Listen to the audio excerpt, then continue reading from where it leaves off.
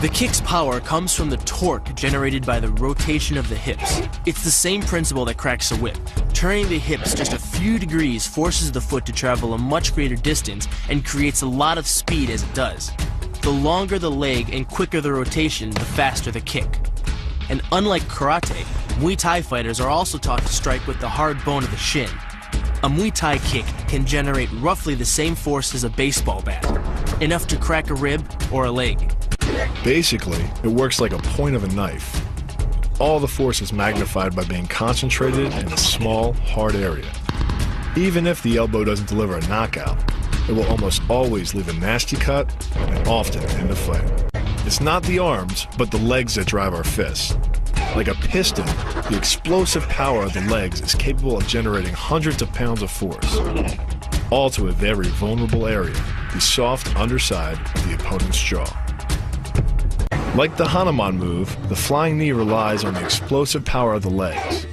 But rather than spread the power of our blow over two fists, it concentrates it into a spear point of the knee and combines it with the force of gravity. It's the equivalent of hitting our opponent in the chest with a sledgehammer. The hyperextension of the elbow, created by pulling back on the locked arm, virtually ensures that he will be taken down. The knee strike to the wrist dislodges the knife and further loads the elbow and shoulder. The technique can easily result in damage to the elbow joint, the tendons of the rotator cuff, or even a broken arm. The key to this move is turning your opponent's lower arm into a lever. By grabbing his arm during the initial attack, you set up the lever such that direct loading to his elbow joint is achieved. Once the elbow is locked and loaded, you can pull a much heavier opponent off balance by simply lowering your center of weight. With practice, the ninja can hit his intended target from distances as great as 45 feet. At impact, that's more powerful than a Major League Baseball pitch. This move is more about timing and precision than power. Instead of hacking through the limb, the first strike imparts an injury just a few inches below the elbow. The sword's razor-sharp blade easily slices through the soft tissue of the attacker's arm. This opens up his defense and provides the ninja a clean opportunity to deliver the kill stroke, a powerful shot to the top of his head. The move works by using your opponent's own body weight against him.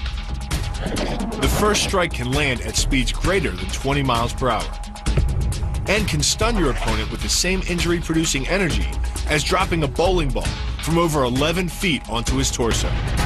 By using his arm as a lever in conjunction with the leg sweep, you drive your opponent to the ground. Once he is on the ground, you follow up with a devastating strike to his face. The secret to the move is wrist control. By rotating your opponent's wrist to the maximum extent of its range of motion, the bones of the wrist lock against the bones of the forearm and make it impossible to bring the strong muscles of the upper arm to bear. Then, you can pull your opponent off balance and into a potent knee strike. The combined force of the knee strike and your opponent's forward momentum can be as much as 2,000 pounds, enough to dent sheet metal. The effectiveness of the Pola Kaimao lies not in raw power, but in speed.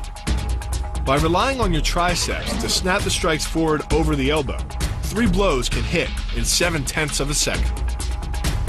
The final impact of the strike to your opponent's face can deliver as much as 175 watts of power, more than enough power to stun him or crush the cartilage of his nose.